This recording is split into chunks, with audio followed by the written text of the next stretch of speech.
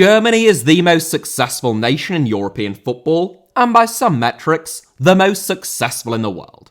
In the men's game, Germany have reached a record 8 FIFA World Cup finals, winning 4 of them, and a record 6 UEFA European Championship finals, winning 3 of those as well.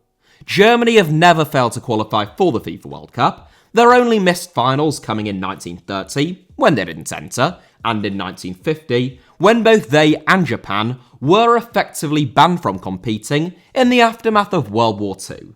It is that level of sustained success that led to Gary Lineker famously stating that football is a simple game. 22 men chase a ball for 90 minutes, and at the end, the Germans win.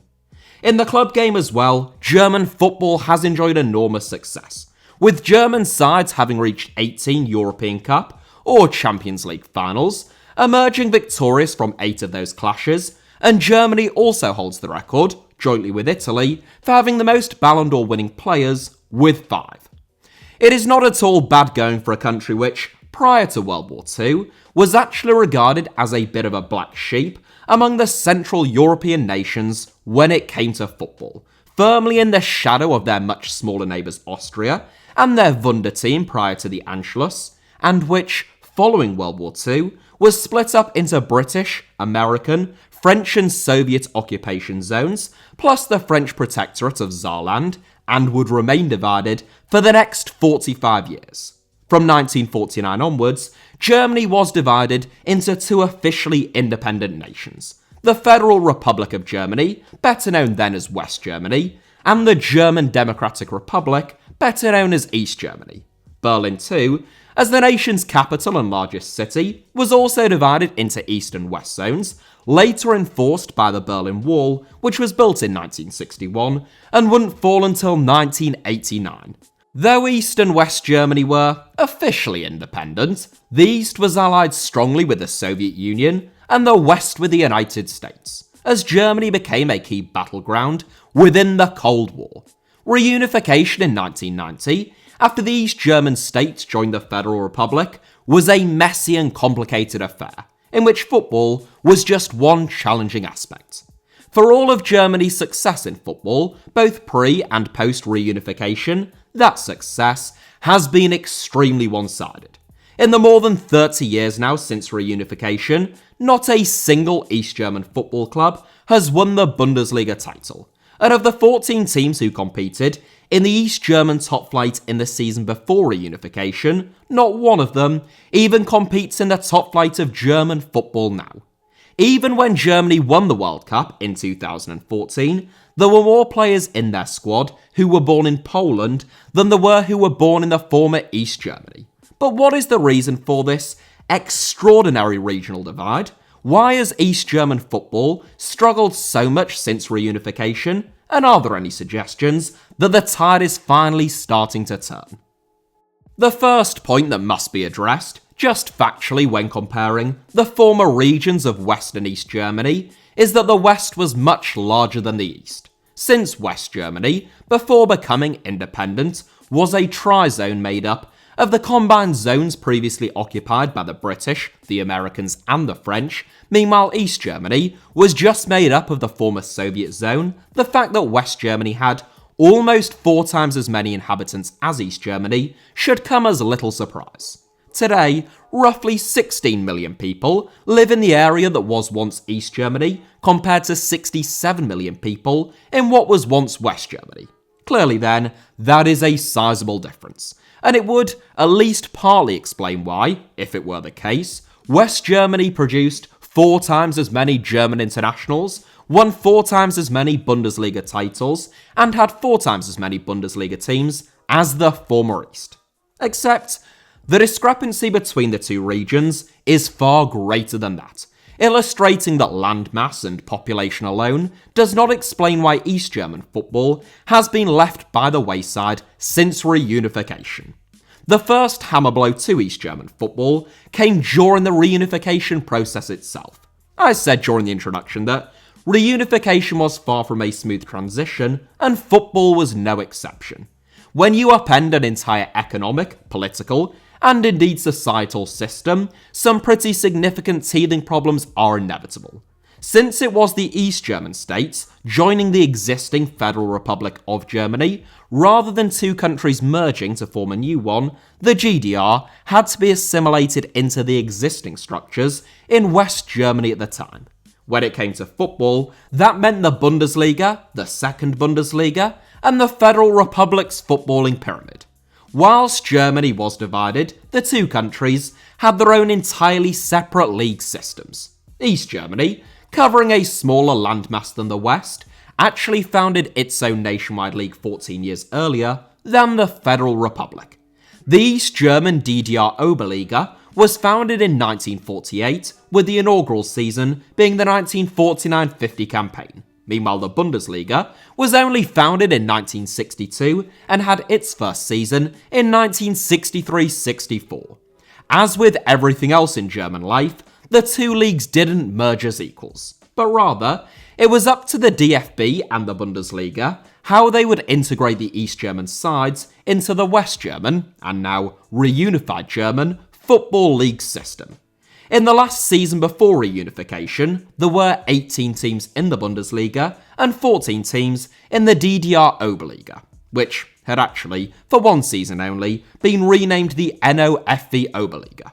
Clearly, not every top-flight team from East Germany could go straight into the Bundesliga. That would mean a 32-team league, far too many teams, but the decision to allow just 2 East German sides into the Bundesliga, 6 into the Second Bundesliga, and the remaining 6 having to go straight from being top-flight teams in East German football down to the third tier of a reunified German Football League pyramid did seem particularly harsh, especially since not a single West German side would lose their Bundesliga status.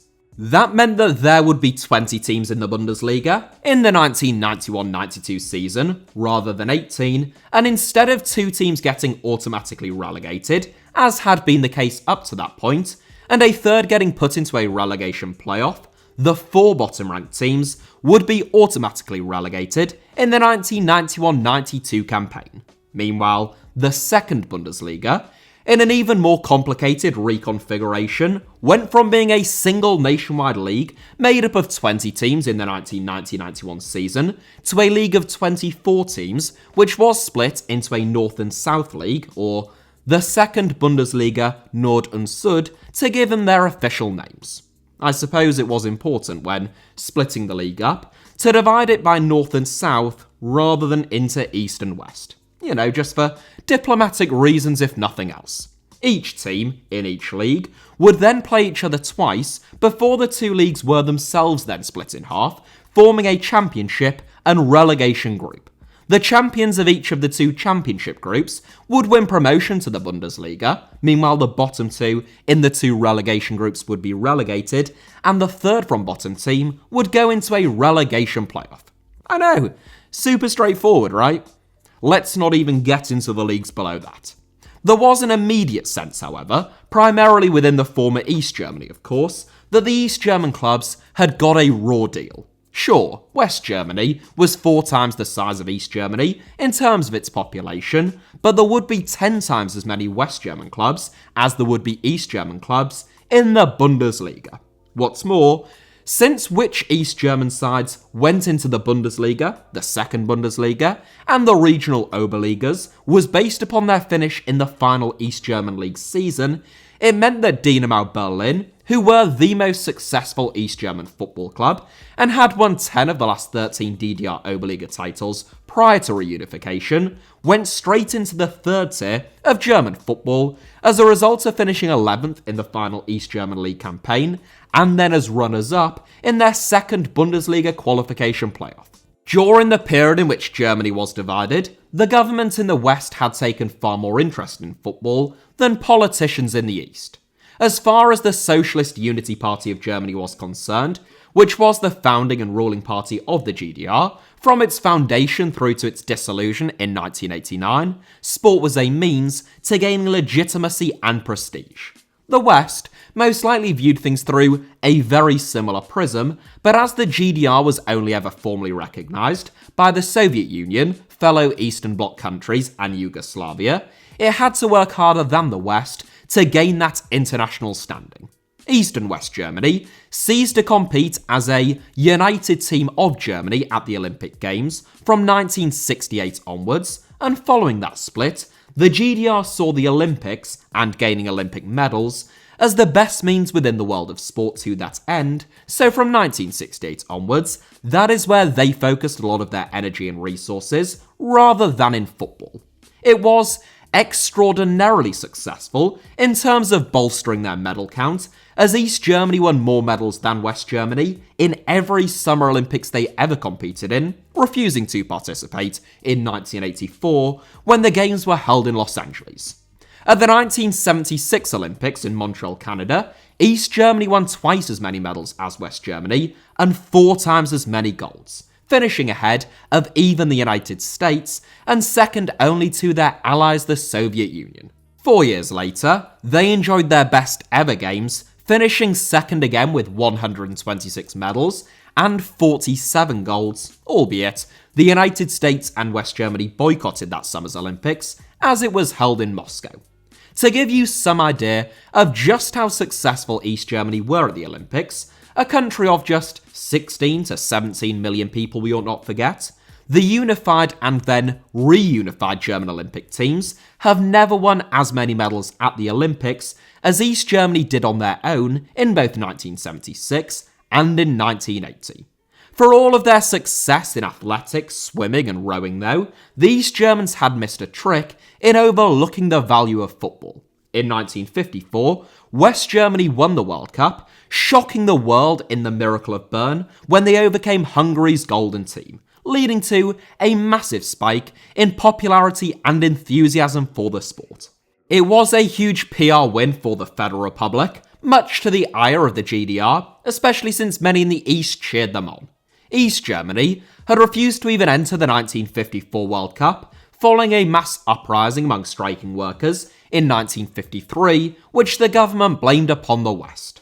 Given how recently Germany had been unified, it is little wonder that East Germans felt an affinity towards West German stars like Max Morlock and Fritz Walter, especially since the West German national team still just called themselves Germany.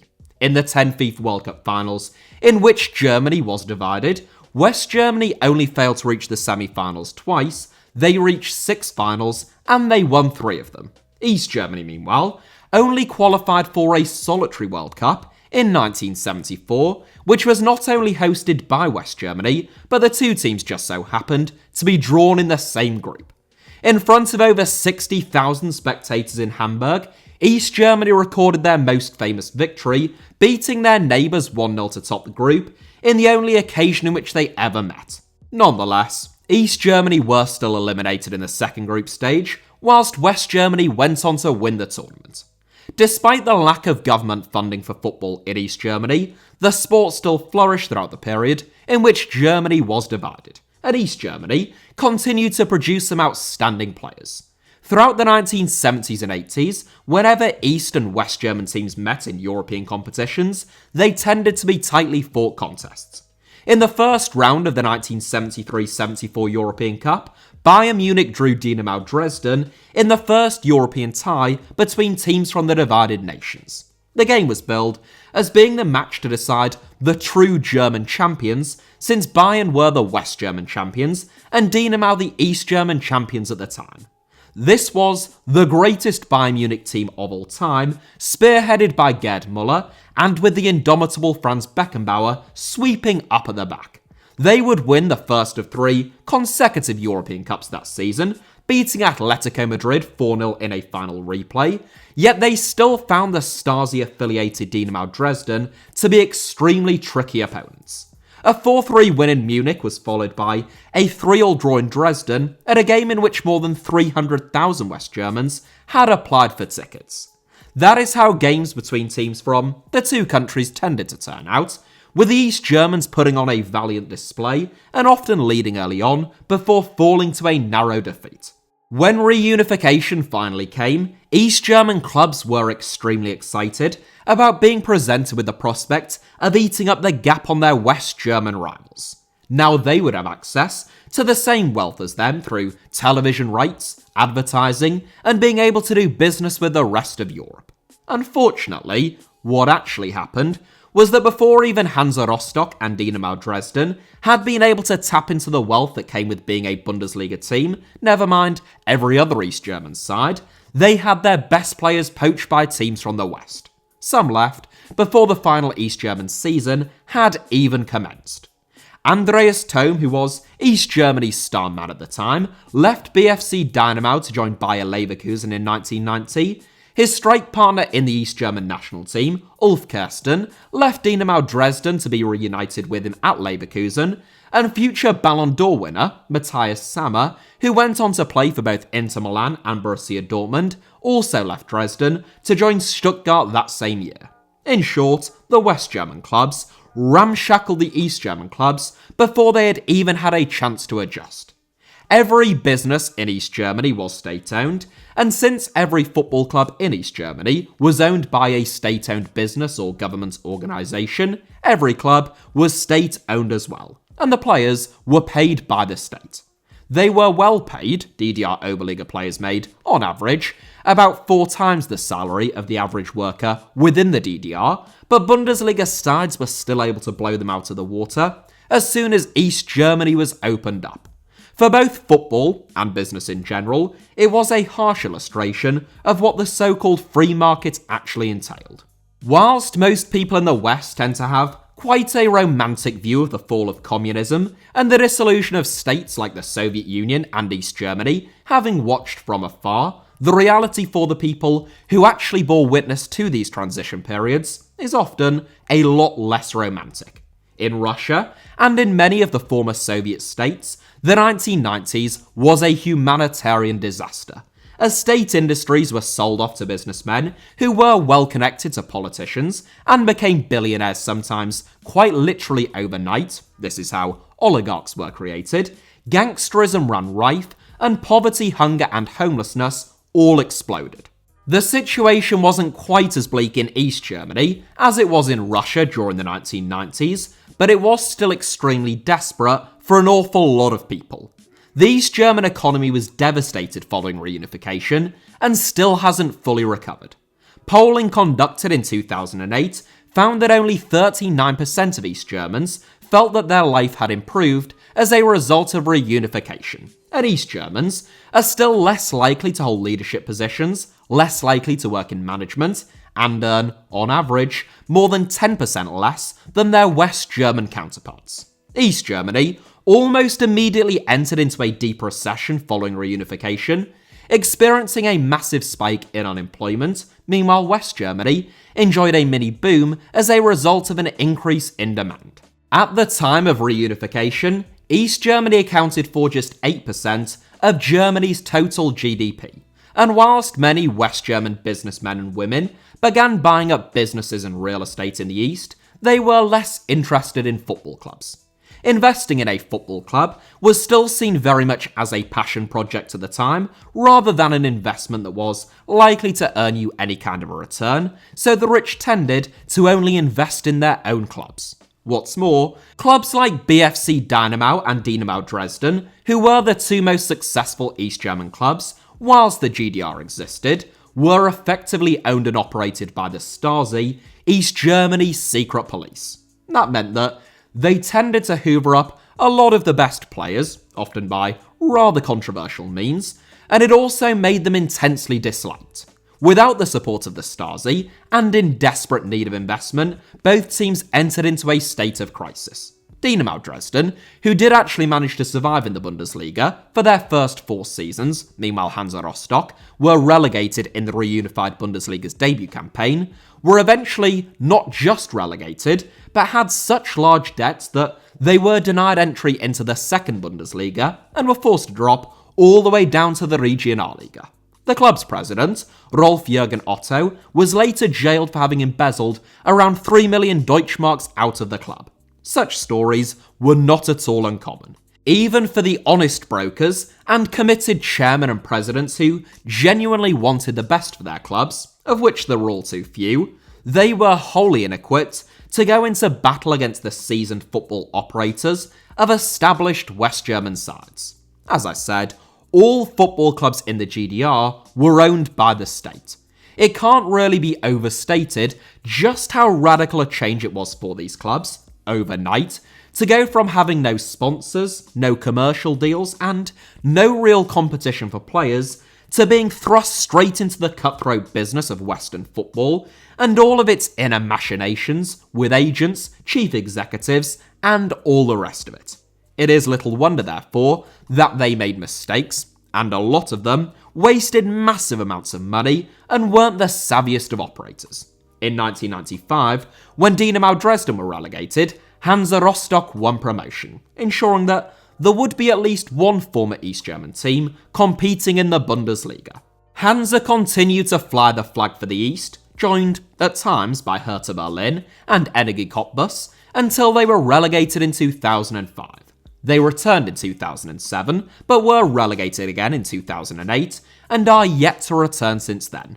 In the 2010-11 season, following Hertha Berlin's relegation as well, for the first time, there wasn't a single East German football club in the Bundesliga, a phenomenon that was repeated in the 2012-13 season. Nowadays, Dynamo Dresden and BFC Dynamo, the two Stasi-backed and most successful football clubs in the former GDR, compete in the third and fourth tiers of German football respectively. Of the 14 football clubs who competed in the last East German Oberliga, none currently compete in the Bundesliga. Only 2 are in the second Bundesliga, some play as far down as the 7th tier of German football, and a couple no longer even exist. It is a catastrophic legacy of failure caused by a cacophony of errors. It is not just on economic issues that Germany is, in some respects, and indeed, like so many countries, still a nation divided. On a whole range of issues, there are still significant cultural differences between East and West Germans, with polling in 2020 finding that while 91% of Western Germans think that democracy is the best suited form of government, only 78% of Eastern Germans feel the same way. When polled in 2008, as I mentioned earlier on, only 39% of East Germans said they felt that they had benefited from reunification, and 1 in 4 said that they felt their life is worse now than it was in the GDR. More recently, in 2020, a massive 4 out of every 10 East Germans said that they felt as though they were still treated as being second-class citizens in a reunified Germany, over 30 years since the fall of the Berlin Wall. Unsurprisingly then, East and West Germans have very different voting patterns. Whilst the Greens have enjoyed a big upsurge in support in the West in recent years, where they poll at 26%, they can only manage a meagre 12% in the East. More East Germans vote for the Left, which is the furthest left-wing party in the Bundestag, and is considered to be the direct descendant of the Socialist Unity Party of Germany, which was the ruling party of the GDR, than vote for the Greens. They poll at 13% in the East, compared to just 4% in West Germany. The most striking difference, perhaps, is when it comes to the far-right Alternative for Germany party, or the AfD.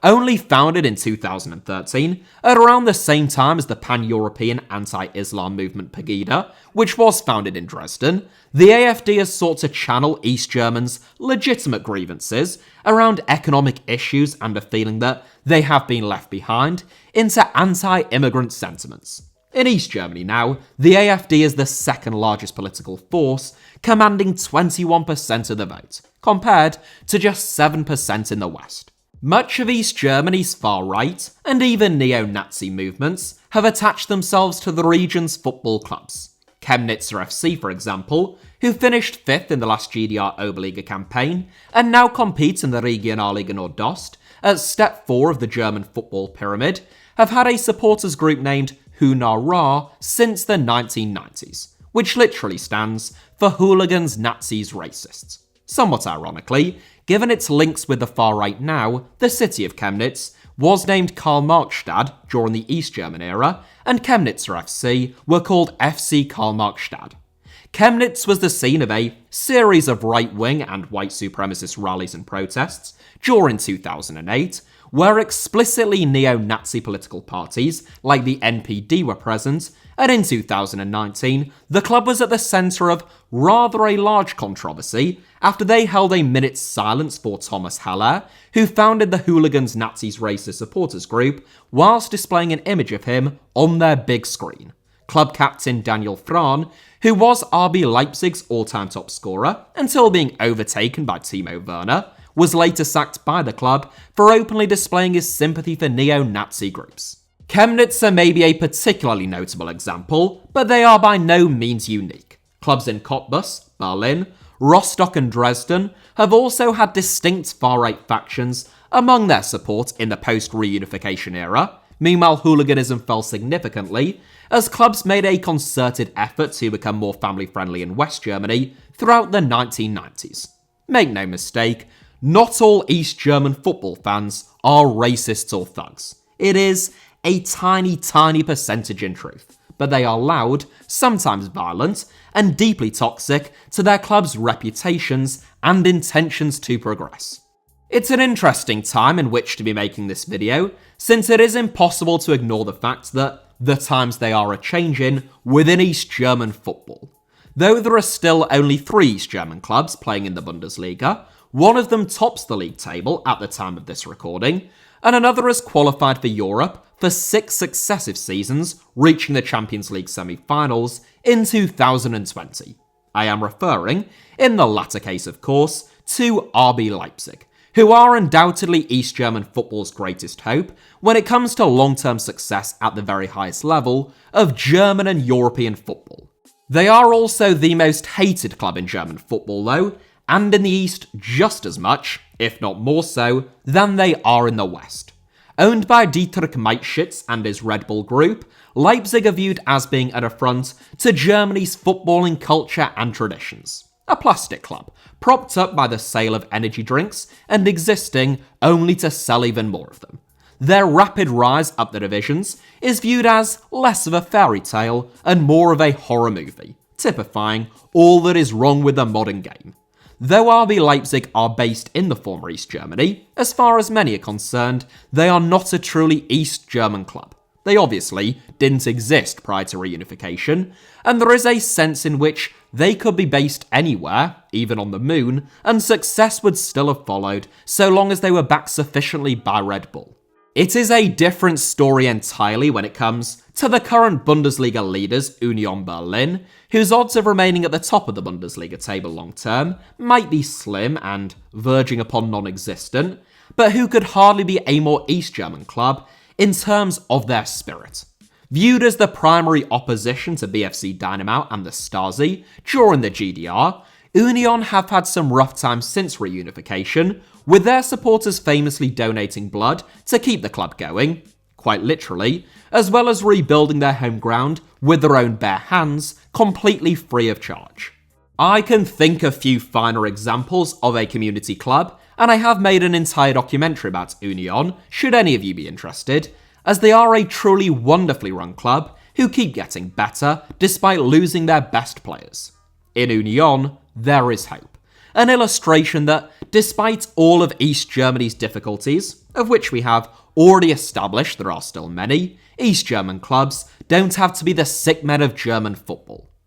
That is it for today's video, a long one I know, but hopefully you enjoyed it. And if it has put you in the mood for more HITC Sevens epics about East German football, I will leave links to that Union Berlin documentary on screen in this end screen, and to an even lengthier documentary that I made about the struggles of Hertha Berlin, which explores the subject of football in Berlin more broadly in a lot more depth.